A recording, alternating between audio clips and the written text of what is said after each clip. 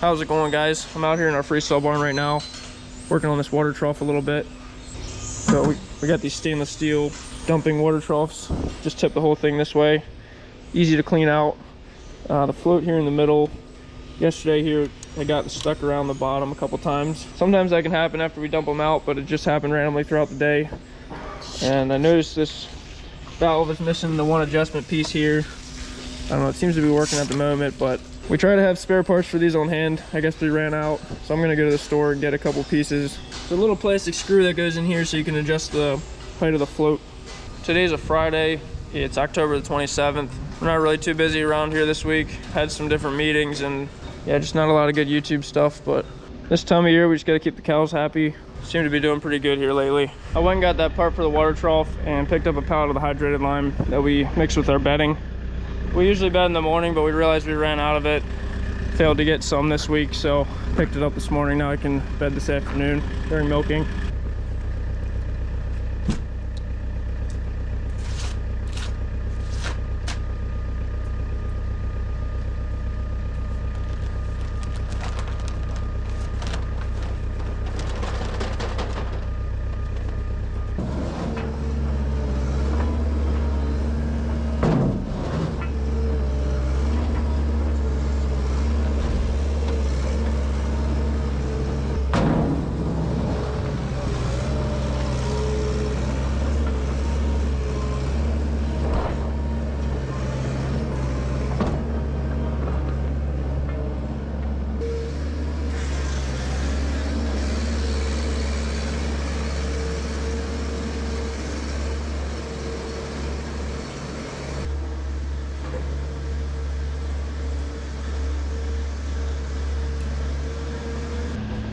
Just letting the cows back in here.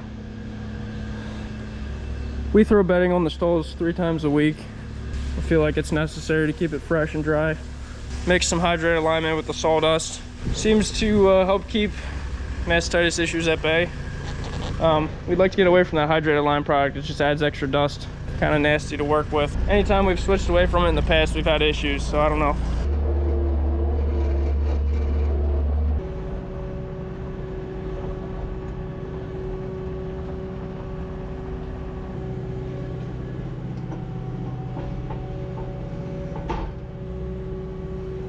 Getting this water trough float working again. Here's the new part.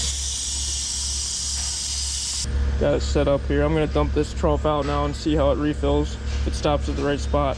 Megan will go through and brush these troughs out once a week, but anytime I'm walking through milking, I'll check them to make sure we don't have manure in the trough.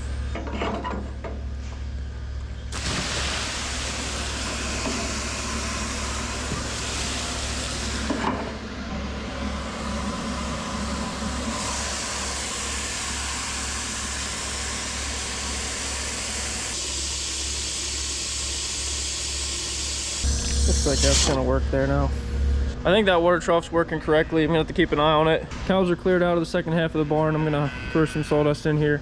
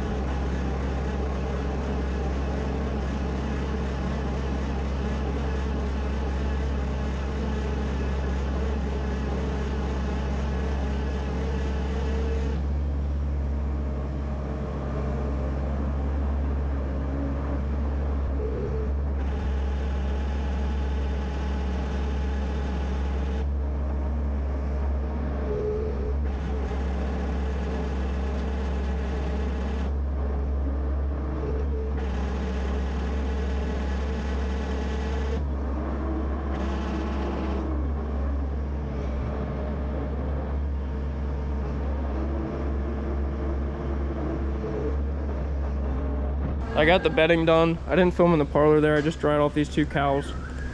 These are both first lactation cows. They're gonna be having their second calf here in 2 months, so they're gonna get a little bit of a break. This one is one of the remaining cows that has big horns. It's not supposed to happen, but we're back to an electric burner. We're not missing horns like we used to. We had a bit of a time. We were using a dehorning paste that I was getting rubbed off sometimes. Now we're back to the electric dehorner and having a lot more success. I have these tied in here because we give a couple vaccinations when we dry them off. So this one here is an implant. It's a mastitis vaccine. We actually get it from our vet, and they use mastitis strains that are common in our local area to create this vaccine. It helps either prevent mastitis or at least prevent those serious cases that can make a cow really sick. Helps cows be able to get over it quicker. And then I'm also given this, it's for BRD or BVD, forget the lettering. It's a couple different viruses, can spread through your herd if you're not controlling it with a vaccine. See, I want to give this shot in her neck, but I really don't want to work up in front of her here. If she bucks into me, that's not safe.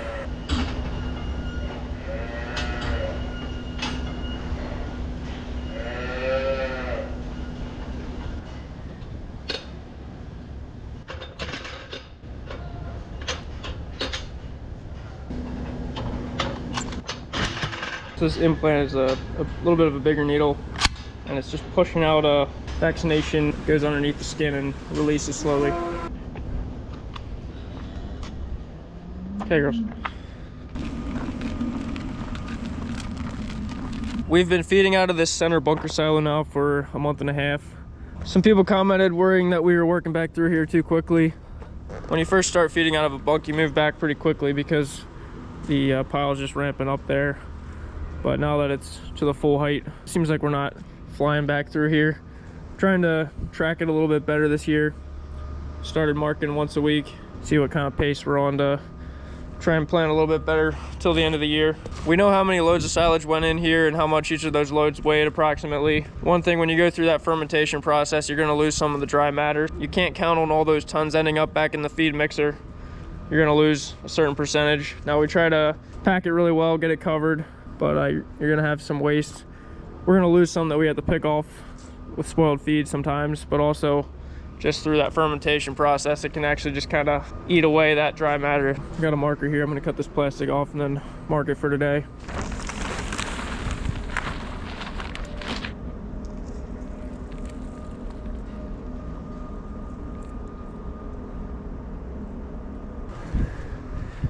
So yeah, you can kind of see, I'll step off how much we're feeding a week right now. We're feeding right about 6 foot per week. So just under 1 foot a day, about 10 inches a day, something like that. That's a good amount. They recommend no less than 6 inches per day that you shave off the bunker, because this outside bit is exposed to the air. And with the defacer that we use, there's not a lot of ability for the air to penetrate into the pack. And with how packed this is, helps protect it as well. But it's definitely an advantage to feed more per day. It's gonna stay fresher. The biggest thing would be not so much at the bottom, but the top of the pile there. It's not as packed. You don't have that feed putting all that weight on top of it, so that air can kind of work its way back through.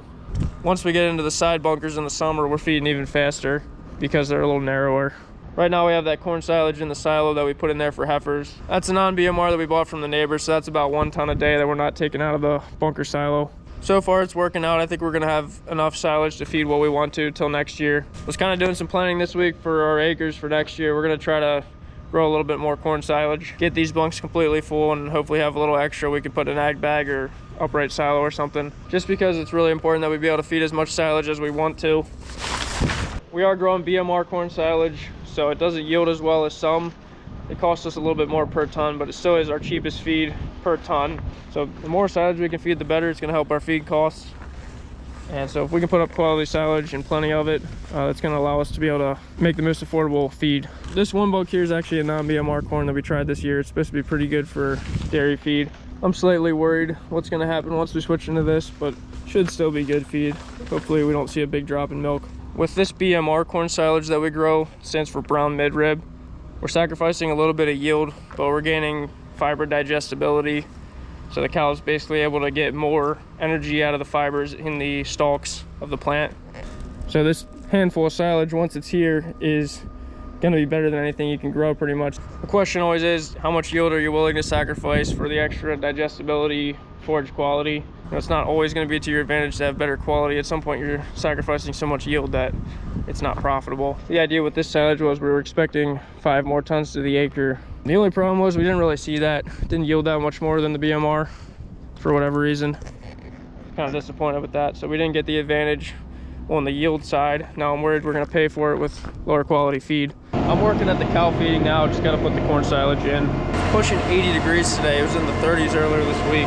It's almost too warm. Had to bust out the shorts again for one more time.